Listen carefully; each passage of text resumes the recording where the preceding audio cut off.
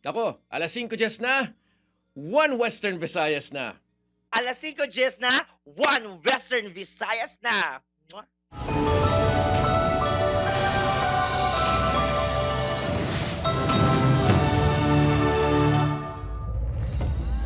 Mga balitang aton tutukan subong ang Miyerkules, Pag-asa naka-record sa pinakamataas nga heat index sa Iloilo City kahapon nga nagdangat sa 46 degrees Celsius.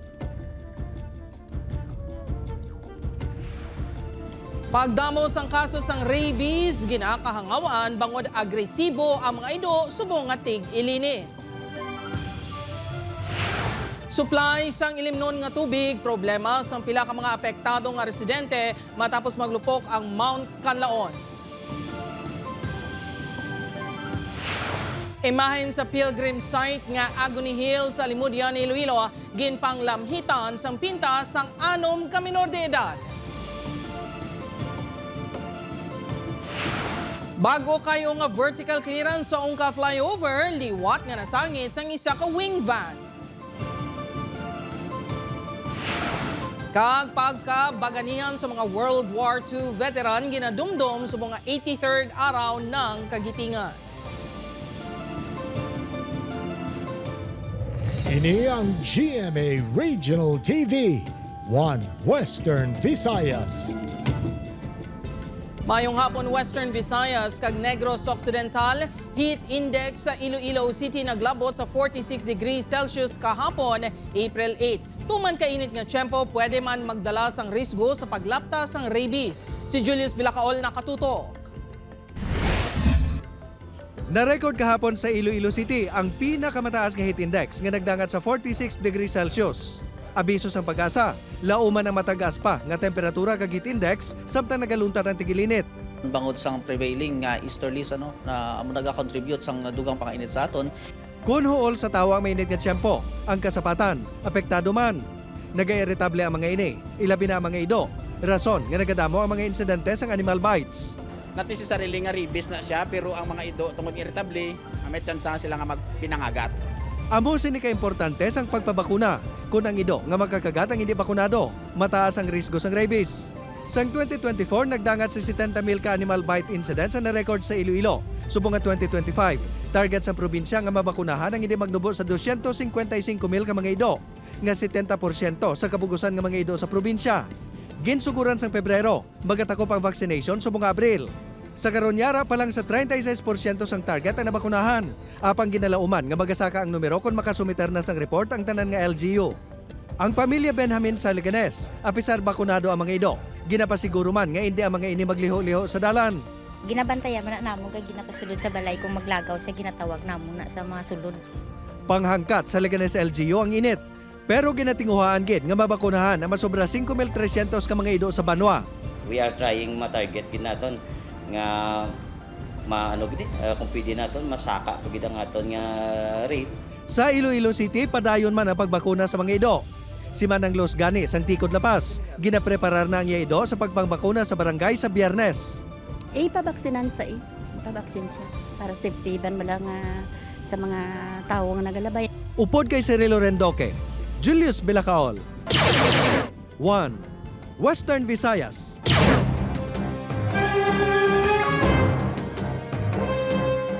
Mga kapuso, mga residente sa La Carlota City nagaproblema sa kakulang sa supply sang tubig. PHO nagpahanumdom nga likawan nga may magtapik nga abo sa panit. Si Eileen Pedreso nakatutok live sa Barangay La Granja, La Carlota City. Lin, kamusta dira?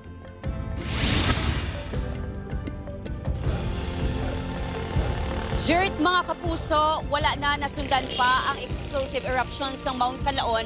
Humalin sang naglupok ini kahapon sang aga. Padayon naman ang pagpaninlo sa pila ka residente diri sa La Carlota City nga nahalitan sang ashfall. Isa ka adlaw matapos nagluntad ang explosive eruption sa Mount Canlaon, apektado ang supply sang tubig sa pila ka bahin sang La Carlota City nga halos napuno sang ashfall. Sa Barangay Araal sa La Carlota City, problemado ang mga residente bangod tuman kagamay ang nagagwa nga tubig sa ilang mga gripo. Kada common sa kada maglupok ang bulkan, problema ta sa pre ang next ginakuan sa tao ang tubig gin. May iban nga nagakuha sang tubig sa tuburan para lang may magamit sa pagpanghugas ng pinggan kag pagpaligo. Sa spring ni sana galin ang tubig. Di okay man gani kay daw wala man gid sa naglubog. Pero ang wala kami di gakuha ilimnan. Nagpatigayon na sa water rationing ang LGU sa mga apektado nga barangay. Sa datos ng La Carlota City LGU, 4 ka mga barangay ang pinakaapektado sa paglupok sa bulkan. Lakip na diri ang Araal, Yubo, San Miguel, kag Agimit. Duha diri ang may kakulang sa supplies ng tubig nga amo ang San Miguel kag Araal. Wala naman nadugangan ang numero sa mga nag-evacuate sa syudad. Madumduman nga 16 ka mga individual ang nag-evacuate matapos naglain ang pamatsyag matapos nakaklo sa asupre. Sunod sa Provincial Health Office, importante nga may proteksyon sa baho sang asupre, gani ginarekomendar ang pagsuksok sang face mask kag gikawan ang pagwa sa panimalay. Delikado man ang pagtapik sang abo sa panit sang tawo. Kasubong sa sini nga video kung sariin makita ang pagbanyo sang lalaki sang abo sa iya lawas. Sunod sa lalaki sa video nga si Erico J. Cascaro, good vibes lang kung tani ang iya tuyo sa video. Balega, punto ma'am ga, kayo ko dito si call ni papa mo. Sige ko kayo, sige sulay ko sa supre. Tiga pagid bagid sa lawas. Banyos naman to eh. Di okay laman sa ako may reaction sa akong nga lawas. Apang sunod sa PHO. Pwede may arala kami na advisory regarding sa ayaw ikawan mo ginapan mga cause. Irritation, eye irritation, tapos ang respiratory problems. Samtang amat-amat naman nga nagbalik sa pagpananom sang tubo ang mga manguma nga apektado sang ashfall kahapon. Ginasunod-sunod lang iras para hindi matigahan kami. Gasuksok lang may mas. Kagapon eh, pertegi dyan kasakit sa muntugan, kaya paligo kami sa supre. Jared, padayon naman ang pag-abot sang bulig sa mga barangay nga may problema sa kakulang sa tubig. Balik sa imo, Jared. Madam Oged, nga salamat sa update, Kapuso Eileen Pedreso. Para sa dugang nga mga balita sa Negros kag Panay, mangin kaupunta si Adrian Prietos. Adrian? Yes, George, mga Kapuso, Madam Oged, nga salamat. Mga imahen kang iban pang istruktura sa isa ka station sa Agony Hills sa Aribudjan, Iloilo. Ginpang lamhitan sa pinta. Anom ka minor de edad niya estudyante na tumod nga may kaymuan. Nakatutok Julius Bilacaon. Kasulit, nagkapintada dyan. Huh? Matapos ginpatahom liwat bilang preparasyon sa pagdagsa sa mga bisita sa Semana Santa, ginkadismaya sa mga personnel sang Alimudian LGU nga nagabentenar sa Agony Hill nga ang ila pinangabudlayan sa eskuhan lang. Ini matapos madiskubrihan kahapon sa ngaga nga ang mga imahen sa Station 13 ginpanglamhitan sang pinta. Damdam mo na ang nin ba siya nila pinta? Ang pinta nga gingamit sa pagsasko, nabilin pa mismo nga pinta nga gingamit sa mga imahen. Bangod sa video nga gin-upload sa social media, gilayon nga nakilala ng mga responsable. Ano ang mga ini ka menor de edad nga mga estudyante nga lonsay 14 anyos ang pangidaron nga nagsaka sa Agony Hills ang Domingo. Gilayon man ang mga ini nga natipon sang Alimudian Police upod sa ilang mga ginikanan. Ginikanan nila nga baka gani isang trabaho para mapiswilan sila tapos ang ila kabataan nga amo nabila. Gintugyan na sang kapulisan sa Municipal Social Welfare and Development Office ang among insidente para sa nagakaigong intervention. Apang rekomendasyon ni Captain Asparo, magpatigayon ang kabataan sa community service dito mismo sa Agony Hill. Sila to ang maninlo bla para sa mamatyagan nila bla kung ano ka budlay magsaka dito nga kagtanong lang kuol nga ginobra nila. Ang Agony Hill ang isa sa mga destinasyon sa mga naga-pilgrimage kag luyag magpaliwaliwa tagsa ka Semana Santa. Ini ang mayara sang 14 ka Stations of the Cross nga nagapakita sang katapusan nga mga hitabo sa kabuhi ni Jesucristo. Kaina, liwat naman nagpaminta ang mga empleyado sang LGU para mapabalik sa orihinal nga bersyon ng mga imahen. Upod kay Cirilo Rendoque, Julius Bilacaon. 1. Western Visayas. Mga Kapuso, 3 kalalaki arestado sa separadong drug buy-bust operation sa Barangay Lapayon, Leganes, kag North Baluarte, Molo. Si John Sala nakatutok live. John?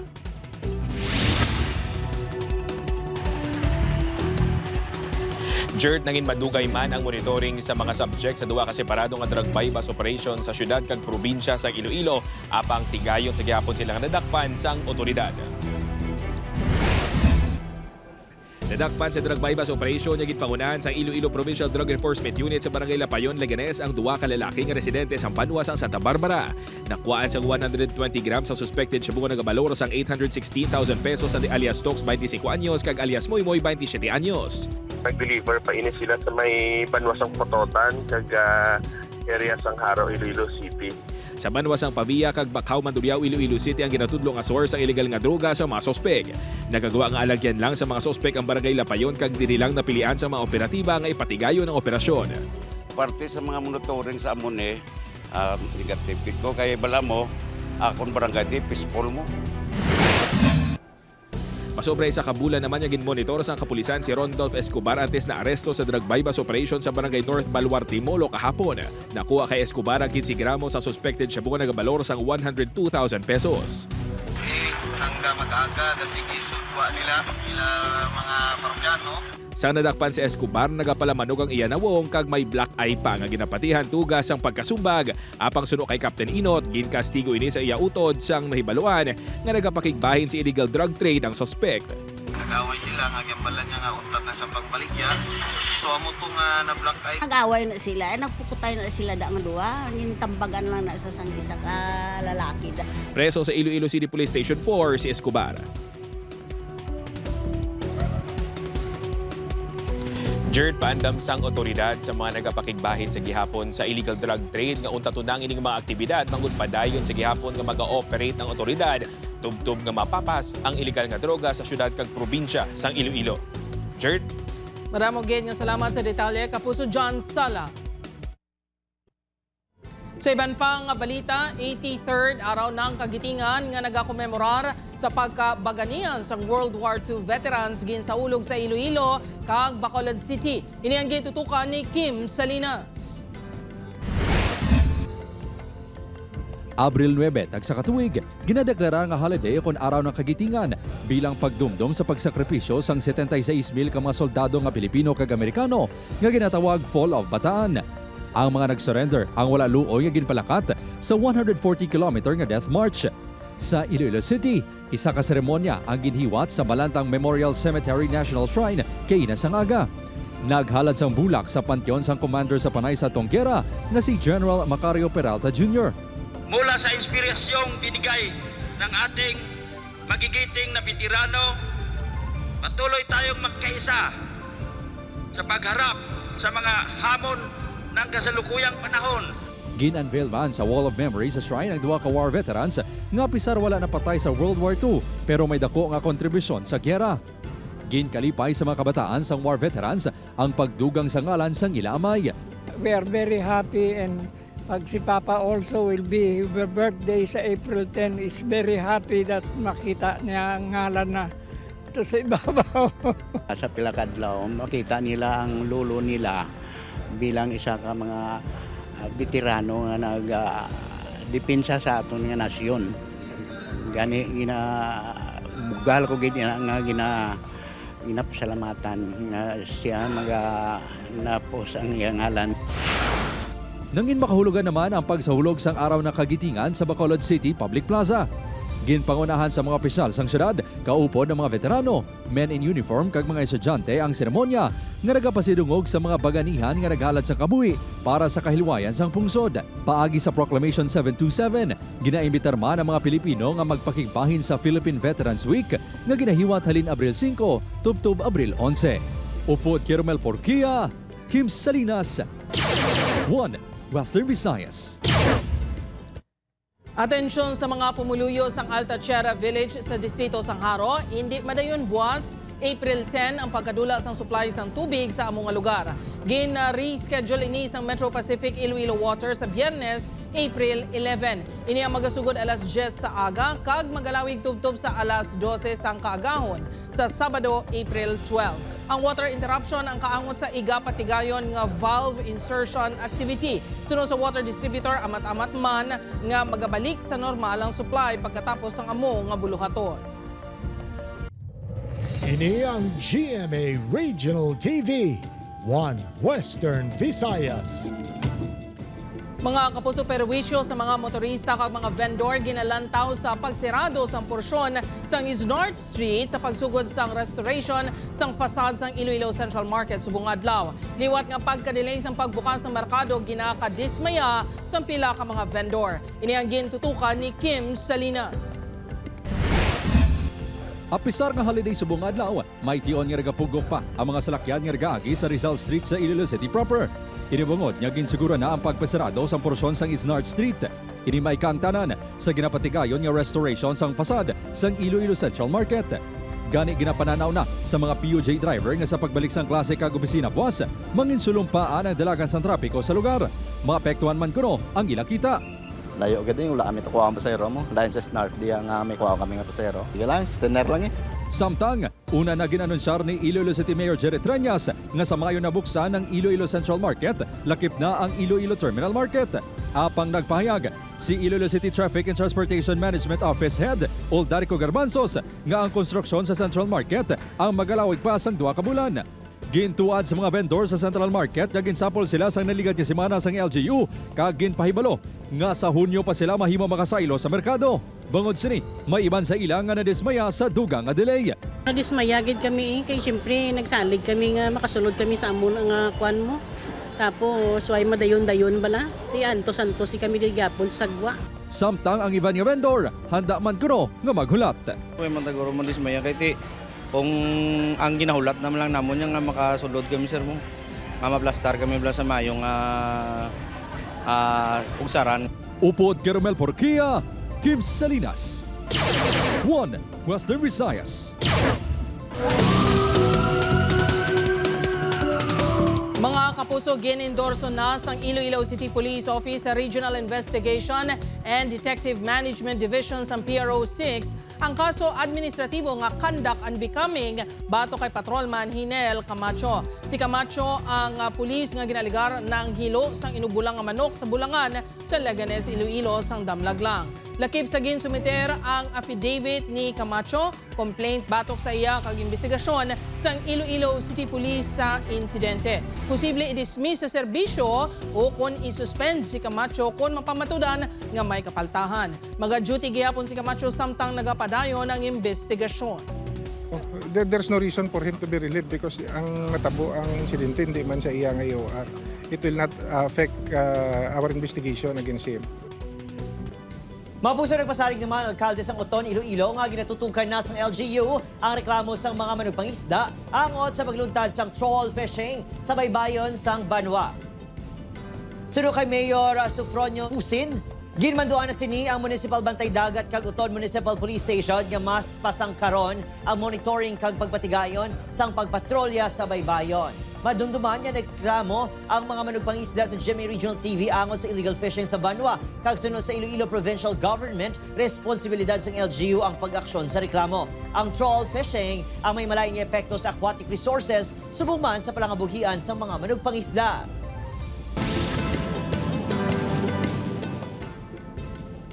Mabuso madasig naman niya pagpadalagan sa mga motorsiklo sa barangay San Fernando, Talisay City. Ginareklamo sa mga residente nga ginatunaan sang aksidente. Yarig balita nga itong gintutukan. Budlay ka tama yang mabuhay ka sa adlaw nga wala kang ginikanan mo. Sang tinalikdan niya Disyembre 2024, nautas ang kabuhi sa mag-asawa nga Erlinda kag Julito Mendoza matapos mabungguan sa motorsiklo nga ginapahayag nga pakarera sa dalan sa barangay San Fernando, Talisay City. Ang nakabunggo nga rider ginapahayag nga nangayaw sa lugar agad magpahulom sa suba nga isa ka tourist site. Isa bala sa isa lang kapisok na dula sila. Sinaya maligo lang di, tayo tuduhan nila inom. Tani bala kontrolon man nilang ila kaugalingon nga kung magpuli sila. Hindi man sila magpinagusto padlagan sa dalan kay ti kadamo balasang pwede mahalitan. Ginareklamo sa mga residenteng masami, madasig nga pagpadalagan sa salakyan sa mga nagabisita sa lugar nga nagaresulta sa disgrasya. Ay nahinay gid sila diriya kay ti nang paubos nga daan di bala ti nang hindi sila magpabutyog sa ilang mga motor sa lakyan. Ang kapangamuyo sir una-una tapos alerto lang gid sir kay highway ginadiya mo. Mayara sa duha ka tanod nga nagapahanumdom sa mabisita apang hindi nila matatapan ilabi na sa bunga summer nga madamo ang bisita. Naghingyo na sang bulig ang barangay sa LGU agud bilog nga adlaw nga may magbantay kag magsaway sa mga motorista. Butangan nila sa aga, igo pagka alas 12 off sila, ang gapasaway, alin naman niya alas 12 hasta naman maghapon. Ginahingyo man sang barangay ang mga nagaparenta sang payag sa lugar nga magpahamtang bantay sa dalan. Yang ilang negosyo, actually, why ginatanan lisensya, kung ginaya, illegal ginada. Kung panindugan kong pagkakapital ko, pirdigid sila. Opo, Kiril Casillo, Adrian Priatos, One Western Visayas. Pila ka telco group nag-aapilar nga hindi anay paghimuon nga layi ang konektadong Pinoy Bill bangod may mga kulang pa. Si Tess Ordales nakatuto. Dapat kuno nga may kayohon na yung mga issues ang pila ka grupo sang cable TV kag telecommunication companies sa konektadong Pinoy Bill o kon Senate Bill 2699 anti sini mangin layis sino sa Federation of International Cable TV and Telecommunications Association of the Philippines o kon FICTAP. I am appealing to our Congress and Senate and to the Office of the President kung pwede ibito itong konektadong Pinoy hanggat hindi natin ma-address fully well lahat ng problema na hindi nila naipasok. Ang konektadong Pinoy o Open Access and Data Transmission Act nagatuyo nga hatagan sang mas maayo kag barato nga access sa pila ka mga Pilipino sa internet connection. Certified as urgent ni President Bongbong Marcos ang konektadong Pinoy Bill nga napasar na sa third and final reading sa Kongreso. Sunod sa FICTAP, dapat nga siguraduhon anay nga may silabton sa gobyerno ang telecommunications companies. They allow cable TV operators unregulated like that we are having now, maski sino pwede nang mag-operate ng bus ng internet. Sunod naman sa Protekta Pilipinas, dapat siguruhon man sang laying handa sa cybersecurity ang anuman nga kumpanya nga masulod sa telecommunication sector.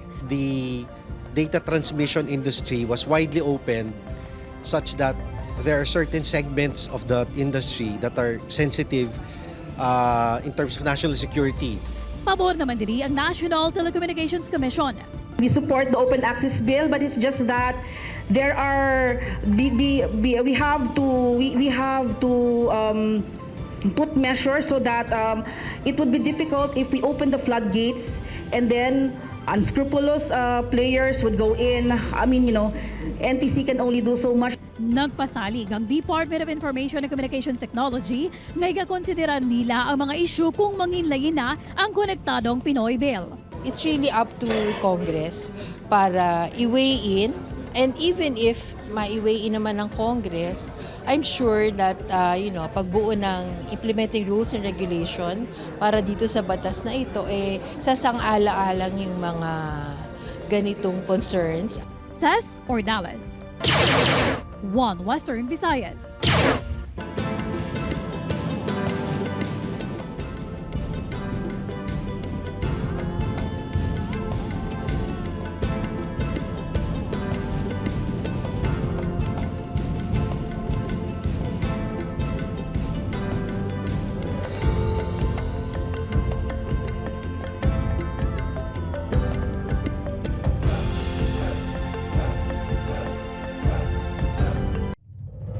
Ini ang GMA Regional TV, One Western Visayas.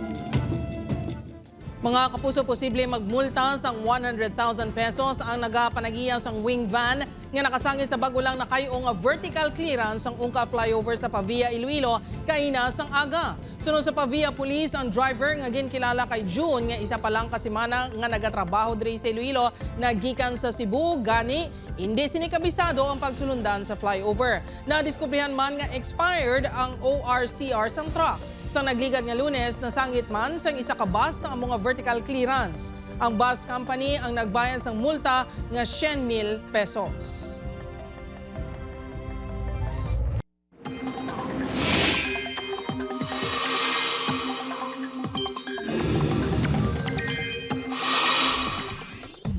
Mabusot tuman niya init ang eksperyensyan sa madamong nga lugar, ilabi na nga bilog nga pungsod ang apektado sa Easterlies. Ang Easterlies mo ang mainit kag mapaang nga hangin halin sa dagat Pasipiko. Magluwas sa mainit ka tiyempo, posible man ini nga magdala sang mga pag-ulan bangod sa thunderstorms. Base naman sa rainfall forecast sa Metro Weather, may chance man sang ulan sa Aklan, Capiz, Antique, Iloilo kag pila ka bahin sang Negros Island region. Posible man nga mag-ulan sa iban pa ka bahin sang pungsod. Sa aton mga kapuso diri sa Western Visayas kag Negros Occidental, subong man sa aton mga kapuso abroad, madamo gid nga salamat sa pagtutok. Mag-isa kita kag hibalo ng mga balita tungod local news matters. Ako si Gertrude Charlatan, ini ang One Western Visayas, bugos nga puwersa para sa mas dako nga misyon kag mas masangkad nga pagserbisyo sa pungsod.